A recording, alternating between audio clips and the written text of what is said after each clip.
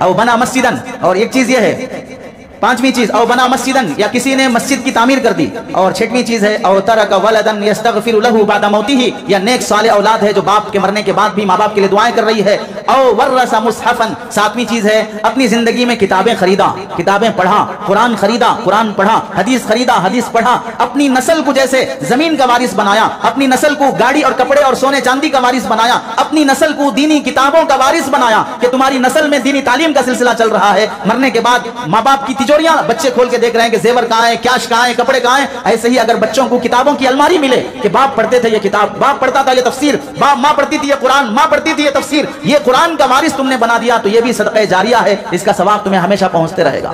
افسوس سے کہنا پڑتا ہے مسلمان قوم ہے جس کو اللہ کی طرف سے سب سے پہلی وحی اقرا بسم ربک الذی خلق کی نازل ہوئی ہے، پہلا آرڈر، پیغام، میسج اللہ کی طرف سے پڑھنے کا جس قوم کو آیا ہے، آج اس مسلمان قوم کے گھر میں جوتے چپل رکھنے کی الماری رہے گی۔ Thanks for watching. Don't forget to like, comment, share and subscribe. الحمد لله نحمده ونستعينه ونستغفره ونؤمن به ونتوكل عليه ونعوذ بالله من شرور أنفسنا ومن سيئات أعمالنا من يهده الله فلا مضل له ومن يضلله فلا هادي له ونشهد أن لا إله إلا الله ونشهد أن محمدًا عبده ورسوله أما بعد فقد قال الله تبارك وتعالى في القرآن المجيد والفرقان الحميد أعوذ بالله من الشيطان الرجيم بسم الله الرحمن الرحيم والذين جاءوا من بعدهم يقولون ربنا اغفر لنا ولإخواننا الذين سبقونا بالإيمان ولا تجعل في قلوبنا غلا للذين آمنوا ربنا إنك رؤوف رحيم وقال النبي صلى الله عليه وسلم إذا مات الإنسان انقطع عنه عمله إلا من ثلاثة إلا من صدقة جارية أو علم ينتفع به أو ولد صالح يدعو له أو كما قال النبي صلى الله عليه وسلم اللهم صل على سيدنا محمد وعلى آل سيدنا محمد وبارك وسلم اللهم صل على سيدنا محمد وعلى آل سيدنا محمد وبارك وسلم اللهم صل على سيدنا محمد وعلى آل سيدنا محمد وبارك وسلم۔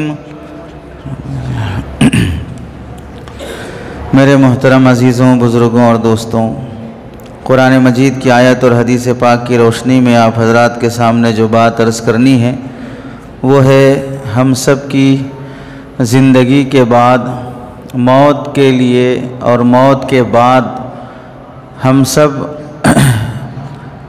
ثواب کیسے حاصل کرتے رہیں۔ زندہ ہیں تو نیک عمل کی توفیق ملتی ہے اور نیکیاں کرنے کا موقع ملتا ہے، مر جائیں گے تو کیا گارنٹی ہے کہ ہمیں مرنے کے بعد بھی ثواب ملتا رہے، جبکہ ہم نیکی نہیں کر پا رہے ہیں۔ مرنے کے بعد آدمی نمازیں پڑھ سکتا ہے، مرنے کے بعد آدمی روزے رکھ سکتا ہے، مرنے کے بعد آدمی حج کر سکتا ہے، مرنے کے بعد آدمی قرآن پڑھ سکتا ہے، مرنے کے بعد آدمی کیا کر سکتا ہے؟ خود اپنا غسل نہیں دے سکتا ہے، خود اپنے کپڑے نہیں پہن سکتا ہے، خود اٹھ کر مسجد تک جنازے کی نماز پڑھنے کے لیے نہیں آ سکتا ہے۔ کیا آج تک کسی نے سنا کہ مرنے کے بعد میت خود مسجد آ گئی اور لوگوں سے کہی کہ میرا جنازہ پڑھا دو، مجھے دفن کر دو؟ انسان مرنے کے بعد مجبور ہو جاتا ہے۔ تو اب اگر ہم یہ چاہتے ہوں کہ مرنے کے بعد بھی نیکی ملتی رہے تو اس سلسلے میں کیا کرنا چاہیے؟ پہلی بات تو یہی ہے کہ زندگی کی قدر۔ حدیث میں آتا ہے حضرت ابن عمر رضی اللہ تعالیٰ عنہ ایک مرتبہ راستے سے جا رہے تھے تو قبر پر نظر پڑی تو رک گئے اور 2 رکعت نماز ادا کی، پھر دعا فرمائی۔ ساتھیوں نے پوچھا یہ نماز کا وقت تو نہیں ہے، یہاں نماز پڑھنے کی ضرورت کیا تھی؟ تو ابن عمر رضی اللہ تعالیٰ عنہما نے فرمایا مجھے اس قبر کو دیکھ کر میری قبر یاد آ گئی کہ آج یہ شخص قبر میں ہے، کوئی نماز نہیں پڑھ سکتا، زندہ ہوتا اور اگر اسے موقع دیا جاتا کہ تمہیں دوبارہ پیدا کیا جائے گا، قبر کا منظر دیکھ چکے ہو، یہاں برزخ کا عالم دیکھ چکے ہو، اب دوبارہ زندہ کیا جائے گا تو تم کیا کرنا چاہو گے؟ وہ مردہ اٹھنے کے بعد یہ خواہش کرے گا مجھے موقع ملے تو میں نماز پڑھ لوں گا، کوئی نیکی کر لوں گا تاکہ میری آخرت بن جائے اور میں دیکھ کے آیا ہوں، دفن ہو کے پھر واپس لوٹ کے آیا ہوں۔ تو حضرت ابن عمر رضی اللہ تعالیٰ عنہما نے سمجھایا مردے کی خواہش ہوتی ہے نیکی کمانے کی لیکن موقع نہیں ملتا، ہم زندہ ہیں، ہمیں موقع ہے تو ہمیں خواہش کرنی چاہیے نیکی کرنے کی تاکہ مرنے کے بعد ہمیں افسوس اور پچھتاوا نہ کرنا پڑے۔ قرآن مجید کی آیت میں اللہ تعالیٰ ارشاد فرماتے ہیں والذین جاءوا من بعدہم، جو لوگ صحابہ کے بعد آتے ہیں یعنی بعد میں آنے والے مسلمان، یقولون وہ کہتے ہیں ربنا اغفر لنا، اے ہمارے اللہ ہماری مغفرت فرما، وَلِإِخْوَانِنَا الَّذِينَ سَبَقُونَا بِالْإِيمَانِ، اور ہمارے ان بھائیوں کی بھی مغفرت فرما جو ہم سے پہلے ایمان لا چکے ہیں اور وہ دنیا سے بھی چلے گئے، ان کی بھی مغفرت فرما۔ اس آیت میں رک کر پہلی بات یہ غور کریں، بعد میں آنے والے مسلمانوں کو اس آیت کے ذریعے سے سبق دیا گیا، صحابہ کے بعد تابعین، تابعین کے بعد تبع تابعین، تبع تابعین کے بعد صوفیاء، اولیاء، فقہاء، محدثین، جو بھی سلسلہ 2024-25 تک آ رہا ہے، ہر بات میں آنے والے مسلمان کو یہ سبق دیا گیا تم سے پہلے جو لوگ چلے گئے ہیں ان کے حق میں دعائیں کرو، ان کی برائی مت کرو، ان کو برا بھلا مت کہو۔ اگر تم واقعتاً مسلمانوں کی نسل سے چلتے آ رہے ہو، اگر ہم سب ایک مسلمان باپ کی اولاد ہیں، ہم کسی پجاری کی اولاد نہیں ہیں، تو ہم مسلمانوں کی ذمہ داری ہے ہم سے پہلے مسلمان جو دنیا سے گئے ان کے حق میں دعائیں کرتے رہیں۔ اس آیت سے اب سمجھو ہمارے مسلمان سماج میں ایک ایسا بے وقوف، پاگل، نادان قسم کا طبقہ بھی پایا جاتا ہے جن کو عالم ہونے کا بھی لیبل لگا ہوگا، لقب لگا ہوگا، اسٹیجوں پر چیخ کر چلا کر بیانات بھی کریں گے لیکن ان کا بیان اس وقت تک پورا نہیں ہوگا جب اس سے پہلے کسی دوسرے مسلک والے کو گالی نہیں دیں گے، جب تک یہ نہیں کہیں گے کہ رشید احمد گنگوہی کافر ہے، اشرف علی تھانوی کافر ہے، فلاں شخص کافر ہے، اس کے بغیر بیان مکمل نہیں ہوگا۔ قرآن کی آیت سمجھاتی ہے مسلمان کی اولاد ہو تو مسلمانوں جیسے کام کرو، اگر کسی منافق، فاسق، فاجر کی اولاد ہے تو پھر ویسے ہی کام ہوں گے۔ بہت افسوس ہوا جب ہم نے وہ ویڈیو دیکھا جس میں سڑک پر ایک جنازہ رکھا ہوا ہے اور مولوی نما ایک بد دماغ اور خبیث الفطرت شخص جنازے کے پاس کھڑے ہو کر ٹوپی لگا کر کلر کی اور رنگی برنگی جوکروں جیسی وہ سماج سے مخاطب ہو کے کہتا ہے جنازے پر آپ میں سے جو بھی دیوبندی ہے، وہابی ہے، فلاں ہے، وہ اس جنازے سے نکل جائے ورنہ ہم اسے ذلیل اور شرمندہ کر دیں گے، اس کی ذلت اور شرمندگی کا خود وہی ذمہ دار ہے۔ کہاں تم توڑنے چلے ہو امت کو؟ جنازے پر تو محبت ہوتی ہے تو کافر بھی شریک ہو جاتا ہے۔ دوست کا جنازہ ہے، آپ نے نہیں دیکھا کووڈ میں جہاں پر مسلمان غیر مسلم دوستوں کے ماں باپ کے انتقال پر، رشتہ داروں کے انتقال پر ان کا کریا کرم کرنے کے لیے، انتم سنسکار کرنے کے لیے مسلمان آگے بڑھ بڑھ کے خدمت کر رہے تھے۔ اسلام نے خدمت خلق کی وہ تعلیم دی ہے اور انہی جنازوں پہ کھڑے ہو کے کوئی امت کو توڑنے والا خبیث الفطرت شخص یہ بیان دیتا ہو کہ وہی شخص جنازے میں آئے جو ہمارے مسلک کا ہو، دوسرے مسلک کا نہ آئے۔ اس سے بھی زیادہ افسوسناک خبر جس پر اس امت پر جتنا بھی رویا جائے کم ہے، ایک محلے میں رہنے والے، ایک بستی میں رہنے والے، ایک ساتھ کاروبار میں، عید برات میں ملنے جھلنے والے، جب اسی محلے اور بستی کے ایک شخص کا انتقال ہو جاتا ہے اور قبرستان میں لے جا کر دفنا دیا جاتا ہے تو رات کے اندھیرے میں ایک شدت پسند مسلک کے غلیظ اور پاگل قسم کی نسل کی اولاد قبر کھود کر میت کو قبر سے نکال کر لا کر جس کے گھر سے وہ جنازہ اٹھا ہے وہاں لا کر رکھ دیتے ہیں کہ اس کا مسلک الگ تھا، ہمارا مسلک الگ ہے، ہمارے قبرستان میں دفن نہیں ہو سکتا. اور پھر عاشق رسول کے دعوے، پھر دامن مصطفیٰ تھامنے کے نعرے، پھر اس کے باوجود بھی اولیاء کی تعظیم کے نعرے. ایسی غلیظ شدت آتی جا رہی ہے مسلمانوں میں. تو پھر بتائیے، مارنے کے لیے کسی ہٹلر کی ضرورت ہے، مارنے کے لیے کسی نتنیاہو کی ضرورت ہے، مارنے کے لیے کسی اسرائیلی درندے کی ضرورت ہے. خود اتنا بھی نہیں سوچا کہ ہماری بستی کا ہے، ہمارے محلے کا ہے، ہمارے گاؤں کا ہے. اس قبرستان میں دفن نہیں ہوگا تو کہاں دفن ہوگا؟ ایسی شدت جب آ جاتی ہے تو پھر بتائیے دشمن کی بھی ضرورت نہیں پڑتی ہے اس قوم کو ہلاک کرنے کے لیے. پھر کیسے وہ نبی کریم صلی اللہ علیہ وسلم اپنی بیٹی حضرت زینب رضی اللہ تعالی عنہا کو برچھا مار کر، جبکہ وہ اونٹنی پر سوار آ رہی ہیں، پیٹ میں بچہ ہے، حمل سے ہے، نبی کی بیٹی ہے، کسی کو اس نے چھیڑا نہیں ہے، وہ نبی کے پاس ہجرت کر کے جانے کے لیے مکے سے نکل کر مدینہ جاتی ہیں تو حبار بن اسود وہ شخص برچھا مار کر حضرت نبی کریم صلی اللہ علیہ وسلم کی بیٹی کو زخمی کر دیتا ہے. اونٹنی سے گر جاتے ہیں، ابارشن ہو جاتا ہے، حمل ساقط ہو جاتا ہے، اسی زخم میں وہ دنیا سے انتقال ہو کے چلی جاتی ہیں. تو اس خاتون نبی کریم صلی اللہ علیہ وسلم کی اس پاکیزہ بیٹی کو برچھا مار کر زخمی کرنے والے حبار بن اسود جب وہ نبی کی بارگاہ میں آتا ہے اور کلمہ پڑھ کر اسلام لانا ظاہر کرتا ہے تو آپ علیہ السلام کھڑے ہو کر اس کا استقبال کرتے ہیں.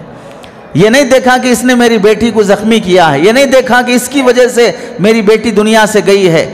وہی مصطفیٰ ہیں ایک طرف جو دشمن کو سینے سے لگاتے ہیں، اور اسی مصطفیٰ کا دامن تھامنے والے، اسی کے نعرے گانے والے. تو کیا ہم مسلمان نہیں ہیں؟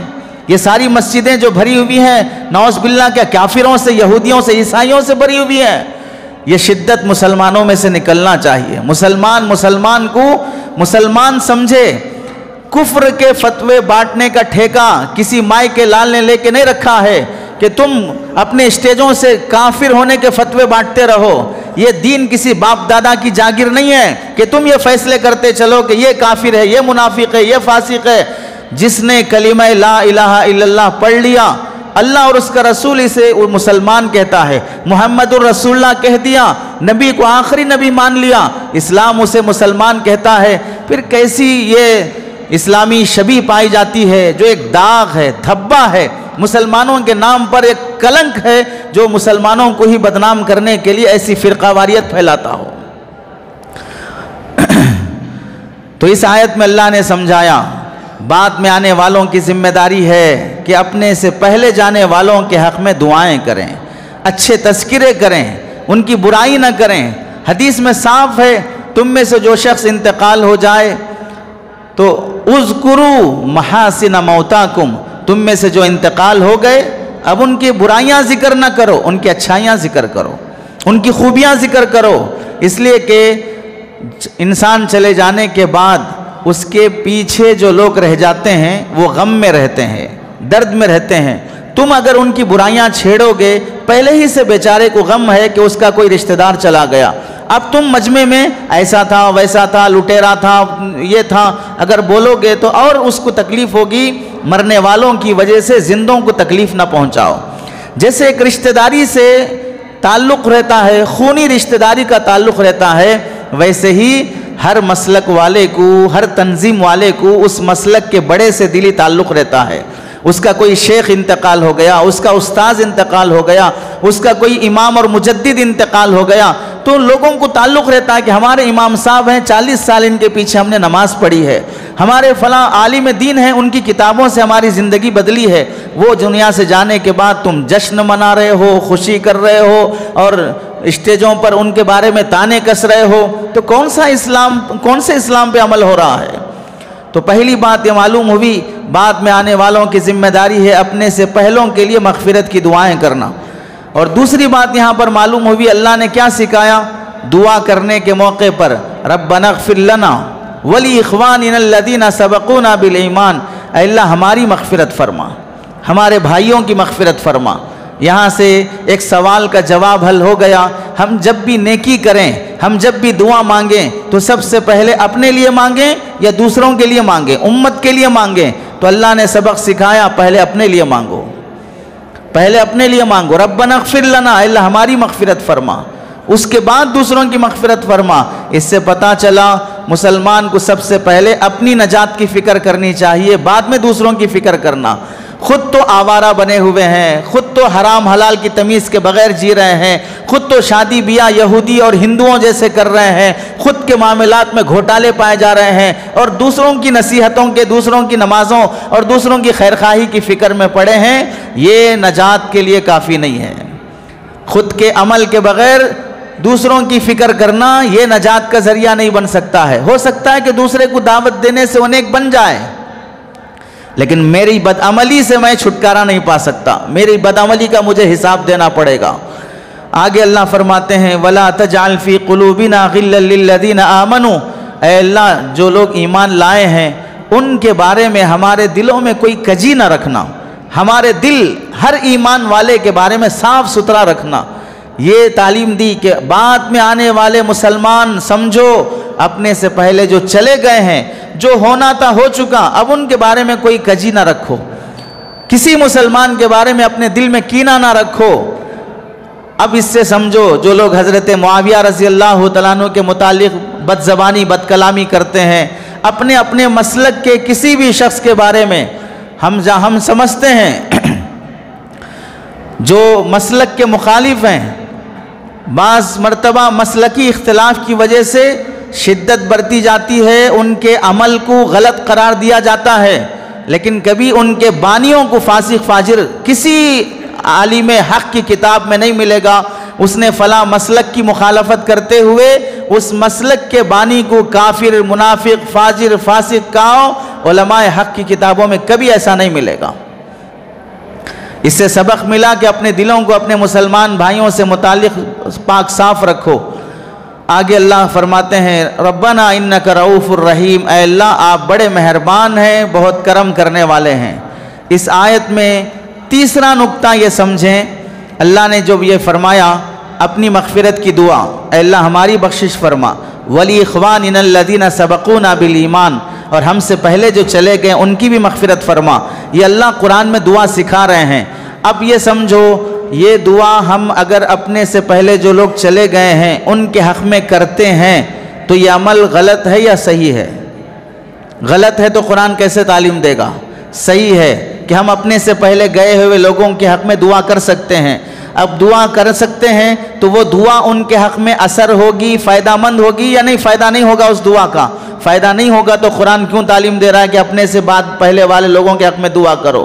پتہ چلا ہم اگر اپنے انتقال ہوئے ماں باپ کے حق میں دعا کرتے ہیں، ان کی بخشش مانگتے ہیں، انہیں عذاب قبر سے نجات مانگتے ہیں، اس کا فائدہ ان کو پہنچتا ہے. حدیث میں آتا ہے اللہ تعالیٰ کبھی کبھار جو انتقال ہو گیا اس بندے کو اس کا جو درجہ رہتا ہے اس سے اونچا درجہ دے دیتے ہیں. وہ تعجب سے پوچھتا ہے اللہ میرا یہ درجہ کیسے بلند ہو گیا؟ تو اللہ فرماتے ہیں کہ تیرے فلاں رشتہ دار نے تیرے حق میں دعا مانگی ہے، اس دعا کے نتیجے یہ تیرا درجہ بلند ہوا ہے. معلوم ہوا ہم زندے لوگ اپنے ماں باپ کے لیے، اپنے خاندان کے لیے، اپنے سے پہلے گئے ہوئے لوگوں کے حق میں دعائیں کرتے ہیں، اس کا اثر ان کو پہنچتا ہے. اگر سمجھ میں نہیں آیا تو ہم میں سے جتنے لوگ جنازے کی نماز پڑھے ہیں تو تیسری تکبیر کے بعد کیا دعا پڑھتے ہیں؟ تیسری تکبیر کے بعد جنازے کی نماز کی جو دعا پڑھتے ہیں اس میں کیا رہتا ہے؟ جنازے کی نماز کی دعا میں اے اللہ ربنا اللہم اغفر لحینا و میتینا، اے اللہ ہماری مغفرت فرما جو ہم زندہ ہیں اور جو یہ چلے گئے ان کی بھی مغفرت فرما. جنازہ سامنے رکھ کے جنازے کی مغفرت کی دعا کر رہا ہے. اب اگر اس دعا کا فائدہ نہیں ہوگا تو جنازے میں دعا کیوں پڑھ رہے ہیں؟ پھر پڑھنا نہیں چاہیے. جب جنازے کے لیے دعا کرنے کا فائدہ نہیں پہنچتا ہے تو پھر جنازے کی دعا ختم کر دینا چاہیے. اور اللہ کے نبی علیہ السلام نے کیوں تعلیم دی کہ تیسری تکبیر کے بعد اپنی میت کے لیے دعائیں؟ ہم تو ایک ہی دعا پڑھتے ہیں، ورنہ تو حدیث میں 10 دعائیں آئی ہیں میت کے لیے دعائیں کرنے کے لیے ایک دعا ہم کو یاد ہے، ورنہ حدیث میں 10 دعائیں ہیں۔ تیسری تکبیر کے بعد چوتھی تکبیر بعض مرتبہ اسلاف ماضی میں کہتے تھے 5 منٹ لگتے تھے تیسری سے چوتھی تکبیر تک پہنچنے میں۔ حالانکہ جنازے کی دعا کتنے منٹ کی ہے؟ 40 سیکنڈ میں آدمی پڑھ لیتا ہے، 30 سیکنڈ میں آدمی پڑھ لیتا ہے، لیکن کیوں اسلاف تیسری تکبیر کے بعد چوتھی تکبیر بولنے کے لیے 5-7 منٹ لگ جاتے تھے؟ حدیث میں جتنی دعائیں آئی ہیں وہ ساری دعائیں وہ تیسری تکبیر کے بعد کہا کرتے تھے۔ پتہ چلا میت کے حق میں دعا یہ فائدہ مند ہوتا ہے، اور دعا کیا ہے؟ عبادت ہے، نیکی ہے۔ اس سے معلوم ہوا آپ اپنے مرحومین کے لیے جو بھی عبادت اور نیکی کرو گے اس کا اثر اپنے مرحومین کو پہنچتا ہے۔ حدیث میں اللہ کے نبی علیہ السلام فرماتے ہیں اذا مات الانسان انقطع عنہ عملہ، جب انسان کا انتقال ہوتا ہے تو اس کا عمل منقطع ہو جاتا ہے۔ الا من ثلاثۃ، 3 باتیں ایسی ہیں جس سے عمل کا سلسلہ جاری رہتا ہے۔ الا من صدقۃ جاریہ، پہلی چیز صدقہ جاریہ۔ آج کا جو عنوان ہے اسی پر ہے کہ ہم مرنے کے بعد بھی ثواب کمانے کے طریقے کیا اپنائیں کہ ہم دنیا سے چلے جائیں تو بھی ہم کو ثواب ملتا رہے۔ صدقۃ جاریہ او علم ينتفع به، یا علم جس کے ذریعے سے لوگ فائدہ اٹھا سکیں، او ولد صالح يدعو له، یا نیک صالح لڑکا جو اپنے ماں باپ کے لیے دعائیں کرتا رہے۔ یہ 3 چیزیں ہیں جس کی وجہ سے انسان کا عمل بند ہو جاتا ہے لیکن ثواب کا سلسلہ جاری رہتا ہے۔ مسلم شریف کی یہ روایت ہے۔ اس حدیث میں ثواب ملنے کا سلسلہ جاری رکھنے کی وجہ کیوں بیان کی گئی ہے؟ وجہ یہ ہے، شریعت کا اصول یہ ہے کہ جب کوئی شخص کسی نیکی کا سبب بن جاتا ہے، اللہ تعالیٰ نیکی کرنے والے کو جو ثواب دیتے ہیں، نیکی کا سبب بننے والے کو بھی وہی ثواب دیتے ہیں۔ اور یہ اصول شریعت کا ہی نہیں ہے، فطرت کا بھی اصول ہے۔ جیسے مثال کے طور پر آپ سڑک پر گاڑی چلا رہے تھے، پیچھے سے آ کے کسی نے آپ کو ٹھوک دیا تو اس کے بعد آپ کیا کریں گے؟ گاڑی کا ڈور کھول کے اوپن کر کے آ کر جہاں پر چوٹ لگی ہے گاڑی کو وہاں پر سورہ فاتحہ پڑھ کے، درود شریف پڑھ کے، 3 قل پڑھ کے، پھر پیچھے دم کر کے اس کے بعد جا کے گاڑی میں بیٹھ جائیں گے۔ اتنے شریف ہیں آج کل کوئی گاڑی چلانے والے، جتنے درود پڑھیں گے وہ پیچھے ٹھوکنے والے پہ پڑھیں گے، گاڑی پہ کوئی درود نہیں پڑے گا، ٹھوکنے والے پہ پڑے گا۔ اور پھر کیا کرے گا؟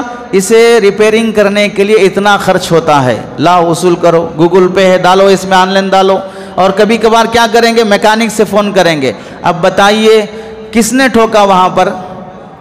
پیچھے والے نے، اس نے گاڑی لا کر لگائی، اس کی وجہ سے آپ کی گاڑی کو تکلیف پہنچی ہے۔ جس نے گاڑی کے نقصان کا سبب بنا اس سے پینالٹی اور جرمانہ وصول ہوا، ویسے ہی جس سے نیکی کا سبب اور ذریعہ ہو جاتا ہے اس کو بھی اس کے ثواب میں شامل کیا جاتا ہے۔ اسی کو کہتے ہیں ایصال ثواب۔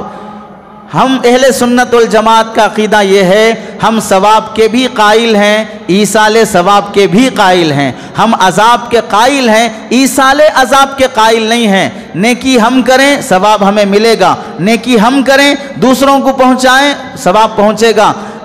گناہ کا کام ہم کریں ہمیں عذاب ملے گا۔ ہم گناہ کا کام کریں اور دوسروں پہ ڈالیں کہ اس کی وجہ سے میں گناہ کیا ہوں، اللہ اس کو جہنم میں ڈال، یہ نہیں ہوگا۔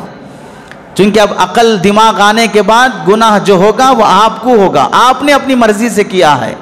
تو جب پینالٹی میں دوسرا آدمی ذریعہ بنا تو اس پر پینالٹی آتی ہے، جرمانہ آتا ہے۔ ایسے نیکی میں کوئی آدمی سبب بنتا ہے تو اللہ اس کو بھی نیکی اور ثواب عطا کرتے ہیں۔ اسی کو اللہ کے نبی علیہ السلام نے حدیث میں فرمایا، من دل علی خیر فلہ اجرہ، جو کسی آدمی کی رہبری کرے گا نیکی کی طرف اسے اس کا ثواب ملے گا، وہ اجر من عمل بہا، اور جو اس نیکی پر عمل کرے گا اس کا بھی اسے ثواب ملے گا۔ نیکی میں رہبری کرنے کا ثواب، اور نیکی کرنے کے بعد نیکی کرنے والے کو جو ثواب ہوگا وہ بھی ثواب تمہیں ملے گا۔ یہ اللہ کے نبی علیہ السلام نے نیکی کا سبب بننے پر بھی ثواب کا سلسلہ جاری رہتا ہے۔ اب مثال کے طور پر صدقہ جاریہ کیا ہے؟ کسی آدمی نے مسجد بنا دیا، مسجد بنانا ذریعہ ہے یہاں پر لوگوں کے نماز پڑھنے کا۔ جب تک نماز چلتی رہی کہاں چلتی رہی؟ مسجد میں چلتی رہی۔ مسجد ذریعہ ہے لوگوں کے جمع ہونے کا، یہ ذریعہ ایک انسان بنا کر دنیا سے چلا گیا، لیکن یہ ذریعہ باقی ہے، یہ سبب باقی ہے۔ جب تک یہ سبب باقی ہے تب تک نیکیاں پہنچتی رہیں گی، تب تک نیکیاں پہنچتی رہیں گی۔ ہم میں سے آپ لوگ دیکھیں جو عیدگاہ میں جا کر نماز پڑھتے ہیں، ہم میں سے کوئی شخص نہیں ہوگا جو عیدگاہ کے لیے زمین وقف کیا ہوگا، لیکن جس صاحب نے بھی عیدگاہ کے لیے زمین وقف کی ہے وہ دنیا سے چلے گئے۔ ہر سال عید الفطر، عید الاضحیٰ میں جو عید کی نماز ادا کی جاتی ہے، ان سارے نمازیوں کا ثواب عیدگاہ کی زمین وقف کرنے والے کو ثواب پہنچتا رہے گا۔ ہم میں سے جانتے ہیں کوئی آدمی مسجد میں بورویل ڈلا دیا، ٹیوب ویل ڈلا دیا، کنواں کھدوا دیا، اب وہ ذریعہ بن گیا لوگوں کو پانی پہنچنے کا۔ اب جب تک لوگ اس سے وضو کرتے رہیں گے، غسل کرتے رہیں گے، پاکی صفائی حاصل کرتے رہیں گے، اس سے کپڑے دھلے جائیں گے، جس کے بعد وہ کپڑے پہن کر نماز پڑھے گا، وہ کپڑے سے اپنا سطر چھپائے گا، وہ پانی پیے گا، حتیٰ کہ وہ پانی کوئی جانور بھی پی لے گا تو بھی اللہ تعالیٰ اس جانور کے پینے پر بھی کنواں کھدوانے والے، ٹیوب ویل ڈلوانے والے، بور ڈلوانے والے کو نیکی اور ثواب لکھتے رہیں گے۔ نیکی کا سبب جب تک باقی ہے، نیکی باقی ہے، اور اس کا ثواب دنیا سے جانے والے چاہے 1000 سال ہو گئے ہوں، اس کا ثواب پہنچتا رہے گا۔ سبب پر اللہ نے حکم کو موقوف رکھا ہے۔ اسی واسطے علماء نے لکھا ہے کہ ان تینوں باتوں میں سبب ہے باقی تو ثواب باقی ہے۔ سبب کیسے ہے؟ صدقہ جاریہ میں تو سمجھا اپنی محنت کی کمائی سے مسجد کی زمین خریدا، اپنی محنت کی کمائی سے مدرسے کی زمین خریدا، اپنی محنت کی کمائی سے مسجد کی تعمیر کیا، او علم ينتفع به، اور ایسا علم جس سے نفع اٹھایا جا سکے۔ حافظ قرآن بنا، دوسرے کو حافظ بنایا، وہ حافظ صاحب نماز پڑھائے، 5 وقت کی نماز پڑھنے کا ثواب، پڑھانے کا ثواب۔ وہ حافظ صاحب دوسرے بچے کو حافظ بنائے، وہ قرآن کا حافظ بنا، دوسروں کو حافظ بنایا، تراویح پڑھایا، امامت کرایا، اس سب کا ثواب۔ علم جس کے ذریعے سے دوسرے لوگ فائدہ اٹھاتے ہیں، شاگرد سے شاگرد، شاگرد سے شاگرد بنتے گئے، یہ سلسلہ چلتے آیا، اور اللہ کا کرم ہے ہم شریعت میں جو اسلامی تعلیم اور اسلامی شریعت ہے، آج 2025 سے لے کر نبی کریم صلی اللہ علیہ وسلم تک کا سلسلہ تمام علماء حق کے پاس موجود ہے۔ ہم نے کوئی حدیث پڑھی ہے تو کس سے پڑھی؟ انہوں نے کس سے پڑھی؟ انہوں نے کس سے پڑھی؟ انہوں نے کس سے پڑھی؟ یہ پورا سلسلہ نسب نبی کریم صلی اللہ علیہ وسلم تک پہنچتا ہے۔ ایسے ہی جو صوفیاء اکرام ہیں، اولیاء اکرام ہیں، اللہ والے ہیں، خانقاہیں چلاتے ہیں، صابریہ، قادریہ، نقشبندیہ، چشتیہ، یہ تمام سلسلے ہیں، ان سلسلوں کا نسب بھی صحابہ اکرام تک پہنچتا ہے۔ اس سے پتہ چلا کہ نیکی سند کے ساتھ چلتی ہے، علم سند کے ساتھ چلتا ہے۔ ایسے ہی اگر ہم نیکی کا ذریعہ بن جائیں گے، یہ نیکی کا ذریعہ جب تک باقی ہے تو اللہ تعالیٰ ثواب کا سلسلہ بھی جاری رکھیں گے۔ اور ایک عجیب بات یہاں پر علماء نے لکھی ہے، علامہ ابن جوزی رحمۃ اللہ علیہ نے لکھا ہے، حدیث میں تو اللہ کے نبی نے فرمایا 3 راستے ہیں جس سے ہم اپنی نیکی کو باقی رکھ سکتے ہیں، صدقہ جاریہ، اور علم ينتفع به، اور ولد صالح يدعو له، نیک صالح اولاد۔ لیکن اگر کسی بندے کی زندگی میں یہ تینوں چیزیں مل جائیں کہ وہ ایسا ہے صدقہ جاریہ کا کام بھی کر لیا، اور وہ عالم حافظ بھی بن گیا جو دوسروں کو پڑھا رہا ہے، اور اس کی اولاد بھی نیک بن گئی، تو پھر اس کی نیکی کا کیا کہنا؟ 3 چشمے اس کے جاری ہیں ثواب پہنچنے کے، 3 ذریعوں سے اسے ثواب پہنچتے رہتا ہے۔ وہ بڑا باکمال بندہ ہے جسے ثواب جاریہ کے 3 راستے مل جائیں۔ اور دوسری بات امام نووی رحمۃ اللہ علیہ نے اس حدیث کے تحت میں لکھی ہے، جلد نمبر 11 صفحہ نمبر 58 پر، وَفِيهِ فَضِيلَةُ الزَّوَاجِ لِرِجَاءِ وَلَدٍ صَالِحٍ، اس سے معلوم ہوا نیک صالح اولاد یہ ثواب جاریہ کا ذریعہ ہے، تو معلوم ہوا شادی کرنا بھی بہت بڑا نیک عمل ہے، کیونکہ ولد صالح زنا سے پیدا نہیں ہوتا ہے، نیک صالح لڑکا زانیہ کی گود میں نہیں پلتا ہے، نکاح کے بعد جو اولاد ہوتی ہے اسے ہم نیک اولاد بنا سکتے ہیں۔ اس سے معلوم ہوا اولاد یہ نیکی کا ذریعہ ہے، وہ نیکی کا ذریعہ شادی سے حاصل ہوتا ہے، تو انسان کو شادی کی طرف توجہ دینا چاہیے، بغیر شادی کے ثواب جاریہ حاصل نہیں کیا جا سکتا ہے۔ जवानों को इसमें पैगाम दिया गया, शादी की उम्र हो गई, अब बस शादी की तरफ तवज्जो दो। रसूमात के बोझ ने, महंगाई के बोझ ने शादी से पहले ही जिना की दावत देना शुरू कर दी है। बीवीज में दिलचस्पी नहीं है, गर्लफ्रेंड में दिलचस्पी है, कई फ्रेंड्स बनाने की फिक्र है, फ्रेंड्स का बड़ा सर्किल लोग बनाने की चक्कर में रहते हैं। अभी देखो गया 2024 जिसका जनाजा निकला, अब 2025 की डिलीवरी हुई, तो अब यहाँ पर लोग उस 12 बजे रात में केक, पटाखे, अय्याशी, शराब, नशा, मज़े जो मन में आया कर रहे हैं। मुझे अजीब ताज्जुब लगता है, लोग अपना बर्थडे रात के 12 बजे ठीक मनाते हैं। समझ में नहीं आता कि अकल है कि नहीं है। हर इंसान की पैदाइश की टाइमिंग अलग रहती है, जैसे डेट अलग रहती है, लेकिन हर इंसान अपना बर्थडे रात के 12 बजे ही बनाता है। दिन में 8 बजे पैदा हुआ लेकिन बर्थडे रात के 12 बजे, दिन में 3 बजे पैदा हुआ, बर्थडे रात के 12 बजे, रात में 4 बजे पैदा हुआ, बर्थडे रात के 12 बजे। अरे पैदाइश का टाइमिंग तो अलग है, बर्थडे का टाइमिंग क्यों सबका एक है? पता चला ये गलत रस्म चल रही है, ये सही है, लॉजिकल भी ये सही नहीं है, अकल में नहीं आने वाली चीज़ है। अगर तुम्हारा बर्थडे मनाना है तो तुम्हारी पैदाइश हॉस्पिटल की रिपोर्ट के हिसाब से दिन में 8 बजे पैदा हुए हो तो तुम्हें 8 बजे बर्थडे मनाना चाहिए था, लेकिन तुम 12 बजे मना रहे हो तो पता चला ये इंसानों की कौम नहीं, ये कोई जिन्नाती कौम है। क्योंकि रात के जलसे और रात के ये खुशियाँ जिन्नातों के होते हैं, आम इंसानों के नहीं होते। इंसानों की खुशी के अल्लाह ने जो रास्ते दिए हैं, ईद उल फितर, ईद उल अज़हा, वो दोनों दिन में होते हैं और वो खुशी का मौका है। मालूम हुआ इस्लामी शरीयत में खुशी दिन में मनाई जाती है, रात में नहीं मनाई जाती है। अब जो रात में, चाहे वो 1 जनवरी का मनाते हो, न्यू ईयर नाइट का मनाते हो या वो बर्थडे का मनाते हो, ये कोई इंसानी फितरत नहीं है, ये जिन्नाती कौम की फितरत है। तो अपनी नेक साले औलाद को पाने के लिए इंसान को शादी की तरफ भी तवज्जो देनी चाहिए। दूसरी हदीस अल्लाह के नबी अलैहिस्सलाम फरमाते हैं अच्छा यहाँ पर एक बात समझो, अल्लामा इब्न जौज़ी रहमतुल्लाहि अलैह इस सिलसिले में क्या लिखते हैं, बाज़ लोगों का दिमाग ख़राब होता है, वो लोग बड़े धड़ल्ले से कहते हैं कोई इसाले सवाब नहीं है, आदमी अपना नेकी का काम करेगा, उसका सवाब उसे पहुँचेगा, मर जाएगा बस सिलसिला ख़त्म, उसे सवाब का सिलसिला जारी नहीं रहेगा। हम इन शरीफ भाइयों से कहते हैं अल्लाह की दी हुई अकल को साल में कभी कभार इस्तेमाल कर लेना चाहिए। पूरा जिस्म अल्लाह की अमानत है, गलत इस्तेमाल नहीं करना चाहिए, लेकिन अकल का इस्तेमाल भी कभी कभार कर लेना चाहिए। ऐसा नहीं हो कि हमने लॉकर में डालकर अकल रख दी हो, अब उसे हम इस्तेमाल करने तैयार नहीं हैं। हदीस में अल्लाह के नबी ने क्या फरमाया, इनक़ता अन्हु अमलु, इंसान मरता है तो उसका अमल बंद होता है, सवाब बंद होता है ये नहीं फरमाया, अमल बंद होता है। इनक़ता अन्हु सवाबुहु ये नहीं फरमाया है, इनक़ता अन्हु अमलु फरमाया कि भाई मर गया बंदा अब नमाज नहीं पढ़ सकता, मर गया है बंदा कुरान नहीं पढ़ सकता, लेकिन नमाज का सवाब भी नहीं पहुंच सकता, कुरान का सवाब भी नहीं पहुंच सकता। सवाब के इनक़ता, सवाब के बंद होने की बात अल्लाह के नबी ने जो हदीस में नहीं फरमाई। और मुद्दा है, बहस है, दावा है कि मरने के बाद सवाब नहीं पहुंचेगा। हदीस अमल के इनक़ता की बात करती है, सवाब के इनक़ता की बात नहीं करती है। इससे खुद समझना चाहिए कि अगर अल्फाज हदीस पर कभी अकल इस्तेमाल करके गौर कर लेता, 4 बड़े बड़े मसलक जो दुनिया में पाए जाते हैं, कोई इमाम इनमें से नहीं कहता है कि इंसान मरने के बाद उसको सवाब नहीं पहुंचाया जा सकता। सबका मुत्तफ़क़ा फैसला है कि इंसान मरने के बाद उसे सवाब पहुंचाया जा सकता है।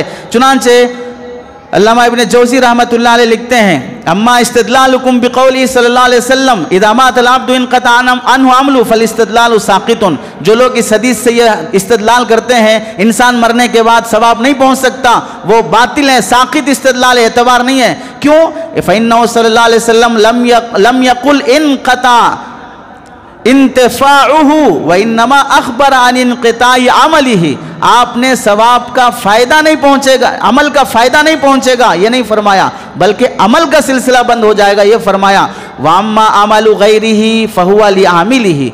जाहिर सी बात है जो नेकी करता है उसे उसका सवाब मिलेगा।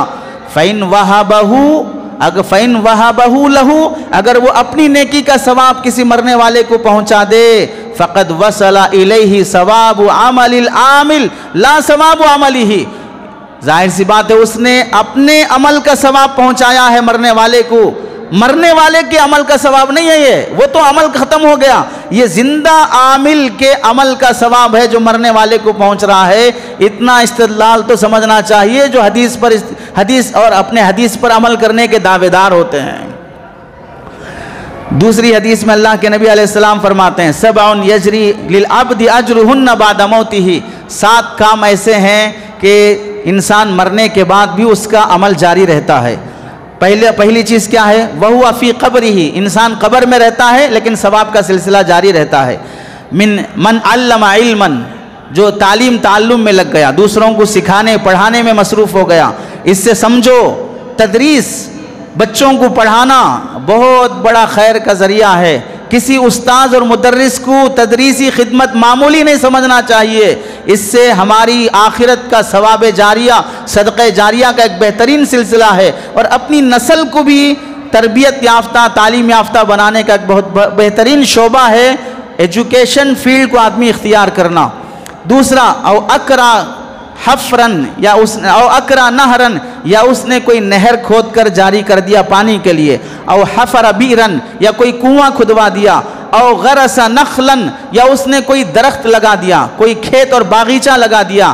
یہاں سے سمجھو کسان کے موضوع پر مستقل فقہاء نے 10 حدیثیں اور فضیلتیں نقل کی ہیں۔ چونکہ ہمیں ہر شعبے والے کا دین سمجھنے کا موقع نہیں ملتا ہے، کسان کی کتنی فضیلت ہے، کسان کا کتنا ثواب ہے، اس پر مستقل فقہاء نے باب قائم کیا ہے۔ ارض میت کو زندہ کرنے کے احکام پر، مردہ زمین کو زندہ کرنے کے احکام پر مستقل محدثین نے ابواب قائم کیے ہیں کہ تم نے اگر کوئی درخت قائم کر دیا، گاڑ دیا، اور وہ درخت بڑا ہونے کے بعد لوگوں کو سایہ دیا، اس نے لوگوں کو ہوا دی، اس سے پھل لگے تو جانور اس پھل کو توڑ کے کھائے، انسان اس پھل کو توڑ کے کھائے، تو یہ جتنے بھی لوگ کھا رہے ہیں، باغیچہ لگانے والے کو اس کا ثواب ملتے رہے گا۔ اب وہ درخت کتنے سال تک زندہ رہے گا؟ 50 سال تک، 100 سال تک، 200 سال تک، جب تک وہ درخت اور وہ باغیچہ چل رہا ہے، اس سے لوگ فائدہ اٹھا رہے ہیں، تو کھانے والوں کو ثواب پہنچتے رہے گا۔ او بنا مسجدن، اور ایک چیز یہ ہے، 5ویں چیز، او بنا مسجدن، یا کسی نے مسجد کی تعمیر کر دی، اور 6ویں چیز ہے او ترک ولدن یستغفر لہ بعد موتہ، یا نیک صالح اولاد ہے جو باپ کے مرنے کے بعد بھی ماں باپ کے لیے دعائیں کر رہی ہے۔ او ورث مصحفا، 7ویں چیز ہے اپنی زندگی میں کتابیں خریدا، کتابیں پڑھا، قرآن خریدا، قرآن پڑھا، حدیث خریدا، حدیث پڑھا، اپنی نسل کو جیسے زمین کا وارث بنایا، اپنی نسل کو گاڑی اور کپڑے اور سونے چاندی کا وارث بنایا، اپنی نسل کو دینی کتابوں کا وارث بنایا کہ تمہاری نسل میں دینی تعلیم کا سلسلہ چل رہا ہے۔ مرنے کے بعد ماں باپ کی تجوریاں بچے کھول کے دیکھ رہے ہیں کہ زیور کہاں ہے، کیش کہاں ہے، کپڑے کہاں ہیں۔ ایسے ہی اگر بچوں کو کتابوں کی الماری ملے کہ باپ پڑھتے تھے یہ کتاب، باپ پڑھتا تھا یہ تفسیر، ماں پڑھتی تھی یہ قرآن، ماں پڑھتی تھی یہ تفسیر، یہ قرآن کا وارث تم نے بنا دیا، تو یہ بھی صدقہ جاریہ ہے، اس کا ثواب تمہیں ہمیشہ پہنچتے رہے گا۔ افسوس سے کہنا پڑتا ہے مسلمان قوم ہے جس کو اللہ کی طرف سے سب سے پہلی وحی اقرا بسم ربک الذی خلق کی نازل ہوئی ہے، پہلا آرڈر، پیغام، میسیج اللہ کی طرف سے پڑھنے کا جس قوم کو آیا ہے، آج اس مسلمان قوم کے گھر میں جوتے چپل رکھنے کی الماری رہے گی لیکن کتابیں رکھنے کی کوئی الماری نہیں رہے گی، میلے کپڑے ڈالنے کا ڈبہ رہے گا لیکن کتابیں رکھنے کی کوئی الماری نہیں رہے گی۔ افسوس تو تب ہوتا ہے جب عامی سے بڑھ کر کسی عالم کے گھر میں بھی کوئی الماری اور لائبریری نہ ہو، تب افسوس ہوتا ہے علم کی وراثت کہاں ختم ہوتی جا رہی ہے، اور اس قوم میں شوقیلے ناچنے والے ہی پیدا ہوں گے جہاں پر جوتے بھی شو روم میں بیچے جاتے ہوں، اور جہاں پر کتابیں فٹ پاتھ اور گاڑی اور بنڈی پہ بیچی جاتی ہو تو بھی اس کا خریدار نہ ملتا ہو۔ اس قوم میں تعلیم یافتہ لوگ پیدا نہیں ہوں گے، شوقیلے اور ناچنے والے جوکر پیدا ہوں گے۔ تبھی تو بات ہے کہ آج 1 مہینہ صبح کی سردی میں فجر کی نماز پڑھانے والے، دوپہر کی گرمی میں امامت کرنے والے امام کو 29 دن محنت کرنے کے بعد بھی 10 سے 15 ہزار دیتے ہوئے قوم کی جان نکل جاتی ہے، اور ایک قوال کو بلا کر آدھا گھنٹہ اس کی قوالی سننے پر 1 لاکھ روپے اسے نذرانہ کر دیا جاتا ہے۔ قبر کی قوالی، جلوس کی قوالی اور عروس کی قوالی پر 2-2 لاکھ اڑا دیے جاتے ہوں، اور امام پورا مہینہ امامت کرنے کے بعد بھی 15 سے 20 ہزار بڑی مشکل سے ملتے ہوں۔ اس قوم میں قوال پیدا ہوں گے، گویے پیدا ہوں گے، اور کنر قسم کے لوگ پیدا ہوں گے۔ اس قوم میں کبھی ہیرو اور رہبر پیدا نہیں ہو سکتے ہیں۔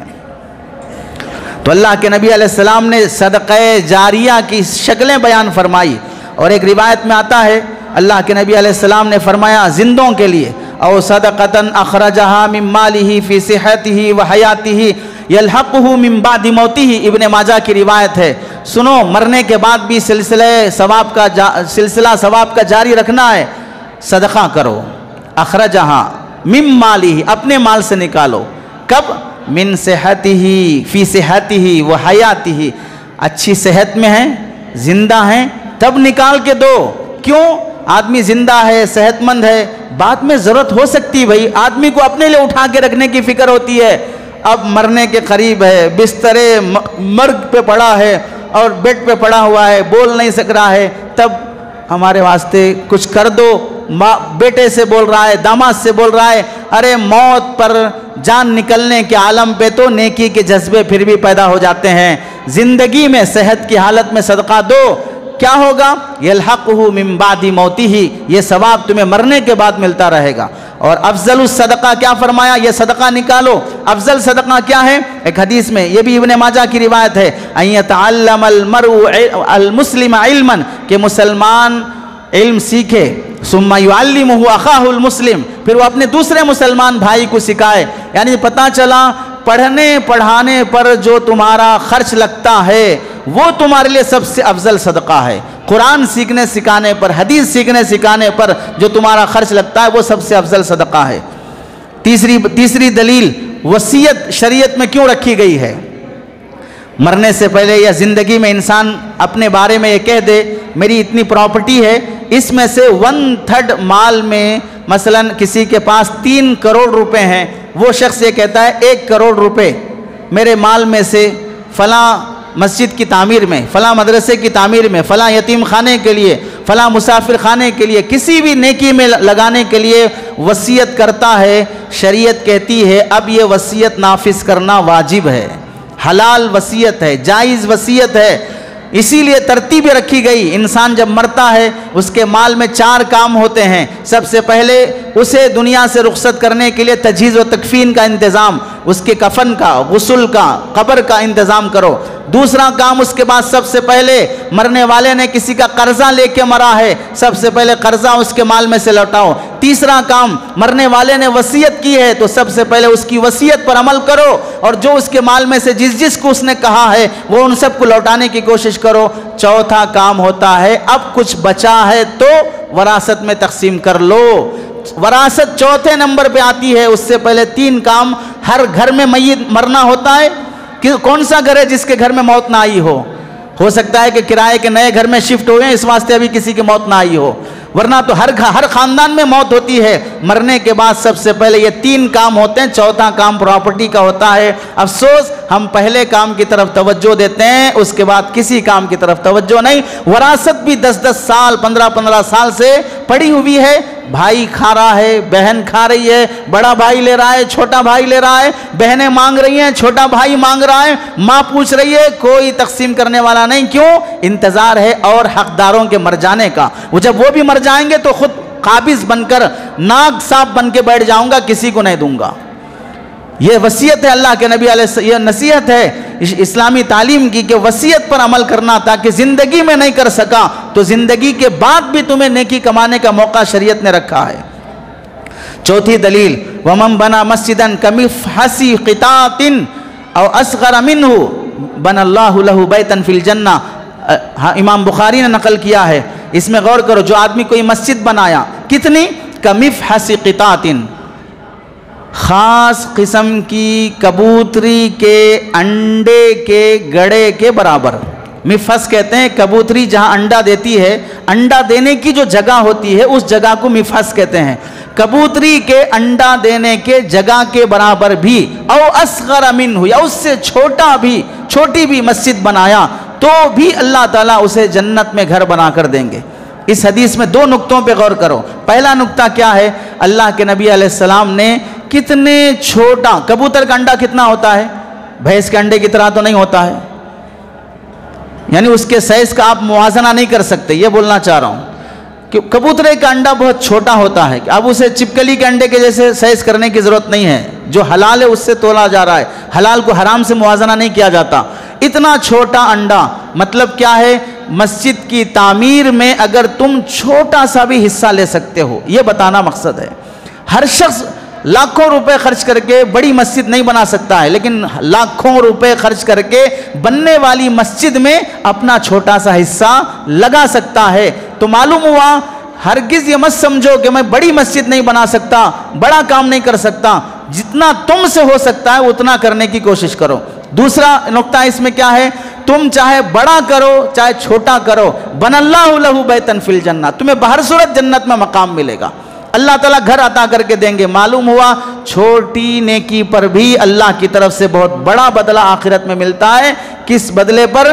مسجد کی تعمیر، یعنی ایسا کام جو ثواب جاریہ، صدقہ جاریہ کا ذریعہ بن جائے، اس پر۔ ہم یہاں پر ایک بات یہ سمجھیں، یہ اللہ تعالیٰ کا بہت بڑا احسان ہے کہ اللہ تعالیٰ مرنے کے بعد بھی ثواب کے سلسلے کو جاری رکھا ہے۔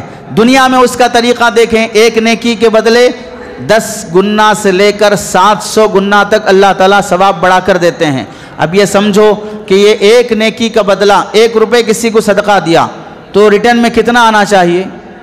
اللہ تعالیٰ فرماتے ہیں 10 روپے صدقہ کرنے کے برابر۔ رمضان ہوگا تو اس سے زیادہ، اللہ کی مرضی ہوگی اخلاص پر تو پھر اللہ تعالیٰ 700 گنا بڑھا کر دیتے ہیں۔ یہ عدل نہیں ہے، یہ اللہ کا فضل ہے، یہ عدل نہیں ہے، یہ اللہ کا فضل ہے۔ فضل کبھی کبھار اللہ کی طرف سے جو ہوتا ہے اس پر اللہ کے نہ عدل کے بارے میں سوال ہوگا نہ اللہ کے فضل کے بارے میں سوال ہوگا۔ چنانچہ دیکھیے، ہم سمجھ سکتے ہیں اگر کوئی آدمی ایک قرآن پڑھ کر 1000 لوگوں کو بخشا، ایک قرآن پڑھ کر 1000 لوگوں کو بخشا تو ان 1000 لوگوں کو کتنا ثواب پہنچنا چاہیے؟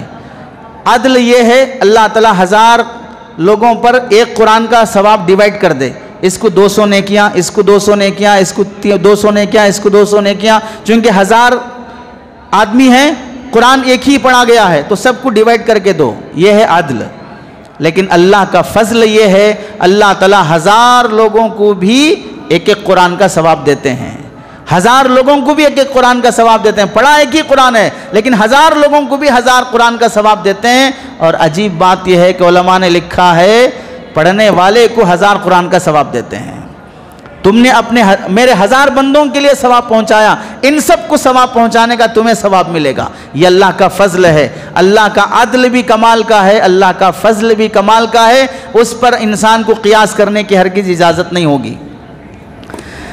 ایسے ہی ہم دیکھیں، یہ مرنے کے بعد بھی ثواب پہنچانا یہ اللہ کے فضل سے تعلق رکھتا ہے۔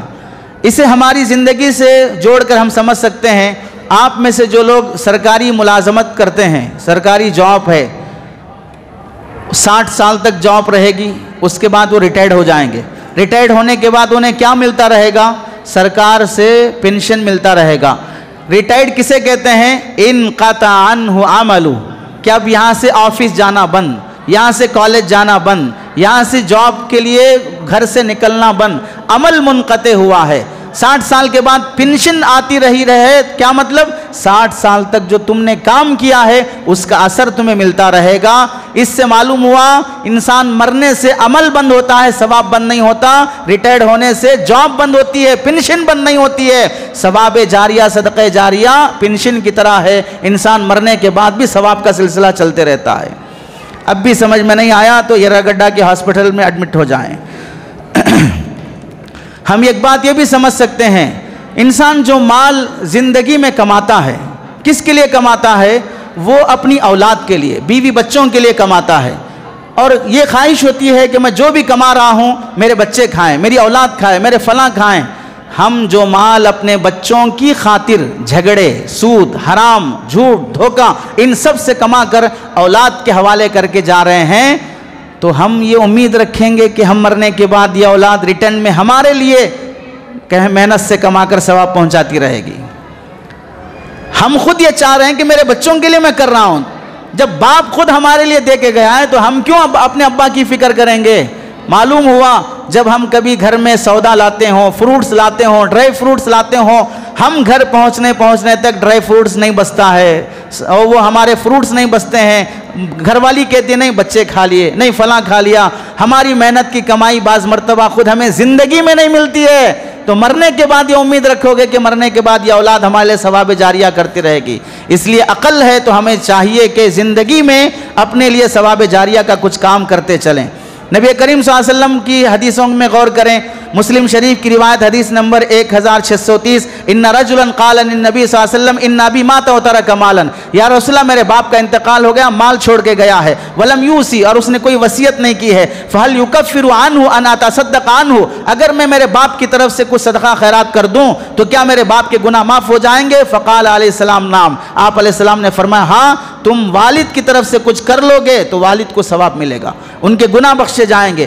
دوسری روایت حضرت عائشہ رضی اللہ تعالیٰ عنہ راوی ہیں، ان رجلا اتى النبي صلی اللہ علیہ وسلم فقال یا رسول اللہ ان امی اقتتلت نفسها، یا رسول اللہ میری ماں کا انتقال ہو گیا ہے، ولم توصی، کوئی وصیت نہیں کی ہے، واظنها لو تکلمت تصدقت، اگر مجھے معلوم ہے اگر انہیں بولنے کا موقع ملتا تو وہ صدقہ خیرات کر کے جاتی، افلها اجر ان اتصدقت عنها، کیا مجھے ثواب ملے گا، میری ماں کو ثواب ملے گا اگر میں میری ماں کی طرف سے صدقہ خیرات کر دوں؟ تو آپ علیہ السلام نے فرمایا نعم، ہاں ثواب ملے گا۔ حدیث نمبر مسلم شریف 1004۔ ایسے ہی ایک حدیث میں اللہ کے نبی فرماتے ہیں، صحابی نے پوچھا کیا میری ماں کی طرف سے میں صدقہ کروں تو مجھے بھی ثواب ملے گا؟ آپ علیہ السلام نے فرمایا فَلِيَ أَجْرٌ بِأَنْ أَتَصَدَّقَ عَنْهَا قَالَ نَعَمْ، تم اگر ماں باپ کی طرف سے کرو گے تو تمہیں بھی اس کا ثواب ملے گا۔ حضرت سعد بن عبادہ رضی اللہ تعالیٰ عنہ سفر میں تھے، ماں کا انتقال ہو گیا، ماں کی وفات کے وقت گھر پر موجود نہیں تھے، واپس آئے تو اللہ کے نبی علیہ السلام سے پوچھا یا رسول اللہ میں سفر میں تھا، ماں دنیا سے چلی گئی، میں ماں کی طرف سے کچھ کرنا چاہتا ہوں، کیا میری ماں کو اس کا ثواب ملے گا؟ تو آپ علیہ السلام نے فرمایا بالکل ملے گا۔ تو آپ علیہ السلام نے کیا فرمایا؟ حضرت سعد رضی اللہ تعالیٰ عنہ انی اشہدک ان حائطی المخراف صدقۃ علیہا، میرا جو کھجور کا باغیچہ ہے یہ سارا کا سارا میری ماں کے نام پر وقف ہے، اب یہ میرا نہیں ہے، یہ عام مسلمانوں کو اس کا ثواب، اس کا پھل فروٹ وغیرہ ان کو پہنچے گا۔ یہاں پر رک کے ہم سمجھیں حضرت سعد کی روایت پر عمل کرنے کا موجودہ زمانے میں کیا طریقہ ہے؟ ہمیں رہنے گھر نہیں ہے، ہم باغیچے کہاں سے وقف کریں گے؟ اس کا طریقہ یہ ہے اگر کسی کا بیٹا، کسی کا بھائی، کسی کا رشتہ دار، کسی کا باپ امریکہ، یو کے، یو ایس، سعودیہ، کوئی دبئی میں ہے، باپ کا انتقال ہو گیا، ماں کا انتقال ہوا، نہیں فریزر میں ڈال کے رکھو، میں آ رہا ہوں میری ماں کو دیکھنے کے لیے، میں آ رہا ہوں میرے باپ کو دیکھنے کے لیے، فوراً ٹکٹ بنائے گا، چاہے مہنگی پڑے، اور 50,000 40,000 60,000 خرچ کر کے آئے گا، اور چہرہ دیکھے گا، کندھا دے گا، اور کوئی چہلم چھٹی کر کے ختم کر دے گا۔ ہم کہتے ہیں اللہ کے بندے تیرے 50,000 کی ٹکٹ لگا کے آنے پر ماں کی مغفرت کا کوئی وعدہ نہیں ہے، باپ کی بخشش کا کوئی وعدہ نہیں ہے، ایسی کوئی حدیث نہیں کہ باپ کا چہرہ بیٹا آ کے دیکھ لے گا تو باپ کی بخشش، ماں کا چہرہ بیٹا آ کے دیکھ لے گا تو ماں کی بخشش۔ جو آ کر یہ پیسہ ضائع کر کے اور رسومات میں لگانا چاہتے ہو، وہیں رہ کر وہ خرچہ جو ٹکٹ پر، ویزا پر لگتا ہے، وہ خرچہ کسی مسجد کے لیے، کسی مدرسے کے لیے، کسی یتیم بیوہ کے لیے کر دو گے، یہ اس ماں کا حق ہے۔